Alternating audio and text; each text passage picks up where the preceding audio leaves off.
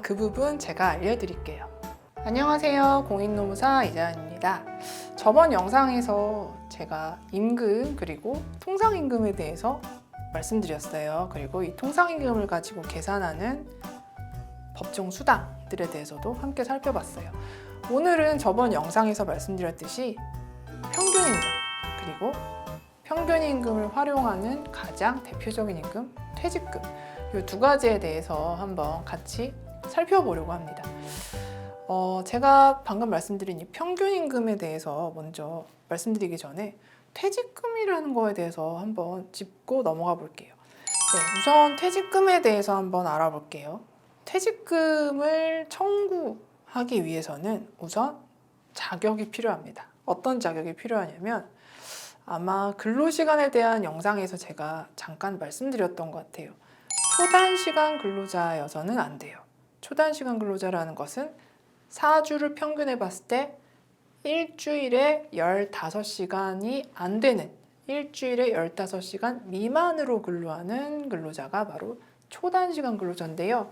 초단시간 근로자는 이 퇴직금의 법률에 적용을 받지 못합니다. 자, 그리고 두 번째, 퇴직금을 청구하기 위해서는 우선 근속기간이 1년이 넘어야 됩니다. 왜냐하면 이 퇴직금이라는 법률의 취지가 어떤 한 회사에서 장기 근속한 근로자에게 고마움의 의미이기도 하고 또 1년간의 근로에 대한 어떤 대가이기도 하고 그런 의미로 만들어진 법률이기 때문에 근속기간이 1년 미만인 경우에는 퇴직금은 발생하지 않아요. 자, 그래서 제가 방금 말씀드린 두 가지 조건, 일주일에 15시간 이상 일할 것, 그리고 근속기간이 1년 이상이 넘을 것, 이 두 가지 조건을 만족한다면 퇴직금을 청구할 수 있습니다.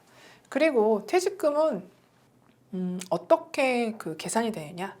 근속기간 1년에 대해서 31분 이상의 평균임금을 주도록 되어 있습니다. 자, 여기서 이제 평균임금이라는 용어가 나왔죠.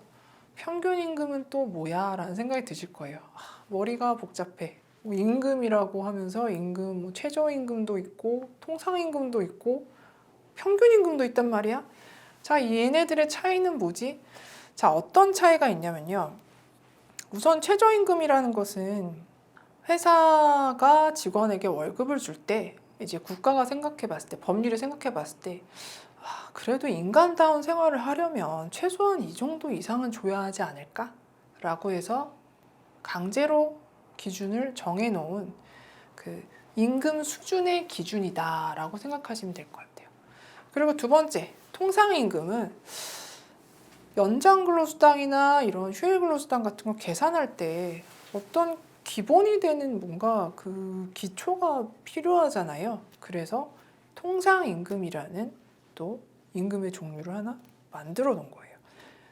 쉽게 말하면 회사랑 직원이 근로계약을 체결하면서 회사가 직원에게 일하기를 요구하는 기본적인 근로시간이 있을 거고 이거에 대해서 주기로 약속한 임금이 있을 거예요. 즉 주기로 약속한 기본적인 임금이 바로 통상임금이에요. 그러면 평균임금은 무엇이냐?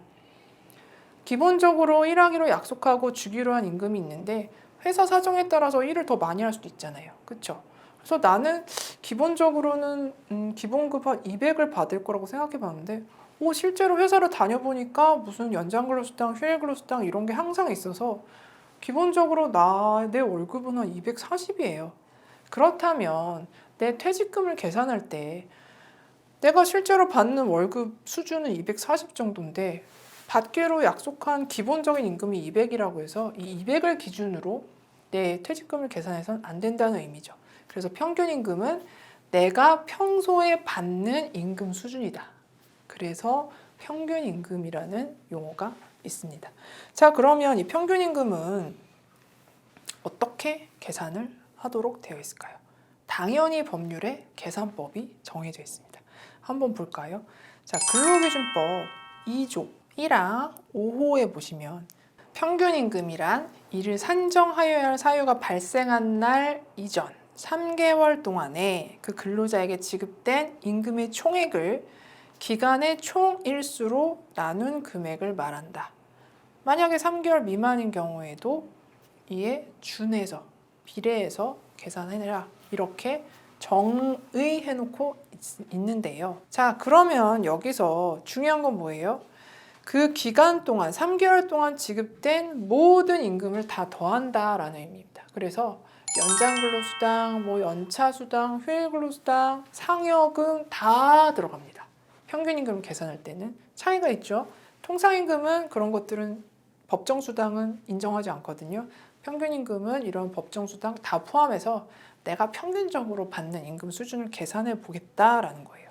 자, 그러면 어떻게 평균임금을 계산하는지 한번 저랑 같이 계산 한번 해볼까요? 예를 들어서 내가 2021년 12월 31일까지 일하고 퇴사하게 됐다.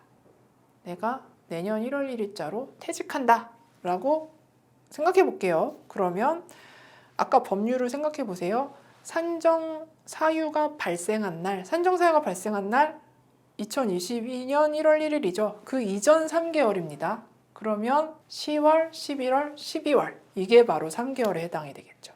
자, 그러면 10월, 11월, 12월 각 3개월 동안 내가 받은 월급 총액을 다 더해줍니다. 자, 예를 들어서 내가 10월에는 250, 11월에는 255만 원, 12월에는 265만 원 받았다라고 하면 3개월 총 임금을 더해줍니다.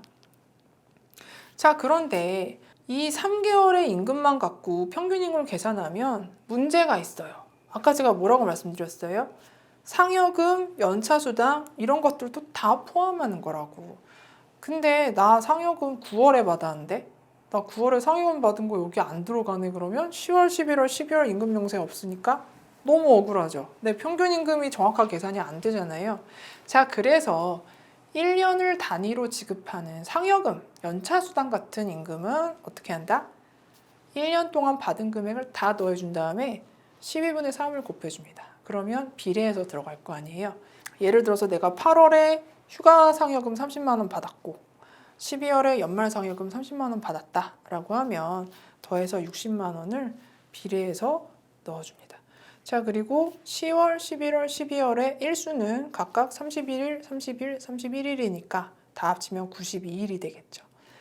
자, 그래서 요거를 계산하면 동그라미 4번과 같이 내 평균임금은 1급이죠. 1일 단위 85,326.08원이 되겠습니다. 어떠세요? 평균임금 계산하기 어렵지 않죠? 네, 이렇게 평균임금을 계산해 볼 수 있겠습니다. 이 평균임금은요, 퇴직금 계산할 때도 필요하고요. 예를 들어서 여러분이 실업급여를 받는다라고 할 때도 평균임금이 평균 1급이 실업급여 계산의 기초가 됩니다. 또 예를 들어서 요즘 코로나 때문에 휴업하는 회사들이 많이 있잖아요. 이 휴업 수당도 평균임금을 가지고 계산을 합니다. 즉 평균임금을 활용하는 또 여러 가지 지원금 수당도 많다라는 걸 아시면 좋을 것 같아요. 자, 이렇게 해서 내 평균임금을 구했다라고 하면 이제 뭘 해볼까요? 퇴직금을 계산해 봐야겠죠. 내 퇴직금은 얼마일까? 계산해 본 김에 퇴직금 계산 한번 해볼게요. 예를 들어서 제가 2020년 7월 1일에 입사했다.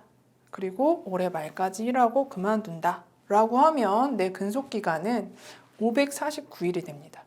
자, 그러면 저희는 아까 가볍게 평균임금을 계산해 놨잖아요. 제 퇴직금 계산하기 더 쉽죠. 아까 뭐라고 말씀드렸어요? 퇴직금은 근속기간 1년에 대해서 30일 이상의 평균임금을 주면 된다. 자, 그러면 식을 세어본다면 평균 1급 곱하기 30일 곱하기 총 근속기간 나누기 365일이 됩니다. 그래서 계산을 해보면 퇴직금은 385만 193원이 되는 거죠. 이렇게 평균임금을 활용해서 퇴직금을 계산해 볼 수가 있어요. 근데 사실은 이제서야 말씀드리지만 종이에 연필로 써가면서 계산하실 필요는 사실 없습니다. 왜냐? 인터넷에 쳐보시면 퇴직금 계산기가 있거든요. 그래서 고용노동부 홈페이지에 가시면 퇴직금 계산기가 있으니까 그걸로 내 퇴직금을 계산해 보는 것도 좋아요. 근데 제가 이렇게 편리한 계산기가 있는데 왜 저렇게 자세히 설명하지? 자, 예를 들어서 내가 평균임금의 상여금과 연차수당이 어떻게 들어가는지, 이 계산이 어떤 원리로 이루어지는지, 권리를 주장하는 제가 그 내용을 잘 알고 있어야겠죠? 잘 알지 못하면 이게 잘못 계산돼도 알 수가 없잖아요. 그래서 제가 한번 자세히 설명도 드렸고 같이 계산도 해본 겁니다. 자, 그러면 이렇게 퇴직금을 계산해서 받을 수 있게 됐는데 요즘처럼 코로나 때문에 경제가 어려울 때 저희 같은 노동자 입장에서는 좀 걱정되는 게 있을 수 있어요. 어떤 걸까요? 퇴직하게 됐는데 회사가 망했어요. 퇴직금을 못 받을 수도 있는 거예요. 그쵸? 회사가 망해서 퇴직금을 못 받는다고 하면 너무 억울한 일이잖아요. 너무 슬픈 일이고. 자, 이렇게 퇴직금 제도가 있다고 해서 반드시 이 퇴직금이 보호받는 것은 아니라는 것을 법률은 알고 있어요. 그래서 회사가 직원에게 퇴직금을 지급할 의무를 반드시 이행할 수 있도록 퇴직연금제도라는 것을 또 만들어 놨어요. 퇴직연금제도와 퇴직금제도의 차이는 쉽게 말하면 퇴직금제도는 직원이 퇴직할 때 됐을 때 그때 돼서야 회사가 퇴직금을 계산해서 주는 거거든요. 퇴직연금제도는 그런 게 아니고 회사가 직원에게 줘야 할 퇴직금을 미리 계산하거나 미리 돈을 띄어서 회사가 아닌 제3의 기관, 금융기관에게 맡겨 놓으라는 거예요. 그러면 적어도 회사가 망하거나 회사가 돈이 없어도 노동자가 받을 퇴직금은 안전하게 지켜낼 수 있기 때문이에요. 그래서 퇴직연금제도가 생겨나는데요. 퇴직연금제도는 이제 의무는 아니어서 있는 회사도 있고 없는 회사도 있습니다.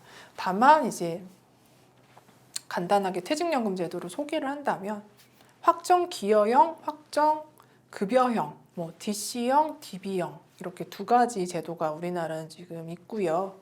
DC형, 확정 기여형 같은 경우는 간단하게 1년간 그 직원의 임금, 1년간의 임금을 아주 그냥 쉽게 12분의 1 해서 그거를 부담금으로 회사가 적립해 두도록 하고 있습니다. 그리고 확정급여형, DB형 같은 경우는 기존의 이제 퇴직금 제도와 비슷한데요. 예를 들어서 우리 회사 직원들에게 내가 줘야 할 퇴직금이 만약에 지금 시점에서 직원들이 다 퇴직한다고 하면 예를 들어서 퇴직금이 한 3억 정도 나와야 된다. 그러면 그 전체 퇴직금에 들어갈 전체 금액의 70%나 80% 정도를 별도로 적립해두도록 하는 제도가 확정급여형 제도예요. 자, 이렇게 퇴직연금제도는 두 가지가 있고 각각의 장단점이 있긴 하지만 제가 생각했을 때 제일 중요한 장점은 일단 내 퇴직금이 안전하다라는 것일 것 같습니다. 자, 이렇게 퇴직연금제도에 대해서 말씀을 드렸고요. 마지막으로 퇴직금은 도대체 언제까지 줘야 하는 것일까? 근로기준법에 따르면 퇴직일로부터 14일 이내에 이 임금이나 보상금, 퇴직금 등 모든 임금을 지급하도록 정해놓고 있어요. 만약에 14일을 넘겨서 회사가 지급하고자 한다면 퇴직하는 근로자의 동의를 얻어야 하고요. 자, 그런데 만약에 내 동의도 받지 않고 퇴직금을 주지 않는다? 늦게 준다? 이런 경우를 저희는 임금체불이라고 부르거든요. 이 임금체불을 당했을 때 우리는 어떻게 대처해야 되는지, 또 우리가 구제받을 수 있는 방법은 어떤 게 있는지, 이거를 다음 영상, 저희 마지막 영상인데 거기서 한번 설명드려볼까 합니다. 오늘 저희 임금 중에서도 평균임금에 대해서 얘기했고요. 그리고 퇴직금에 대해서, 또 짧게나마 퇴직연금에 대해서도 말씀드린 것 같아요. 재밌게 들으셨는지 모르겠습니다. 다음 마지막 영상에서 임금 체불에 대한 내용 준비해서 찾아뵙겠습니다. 감사합니다. 다음 영상에서 봬요.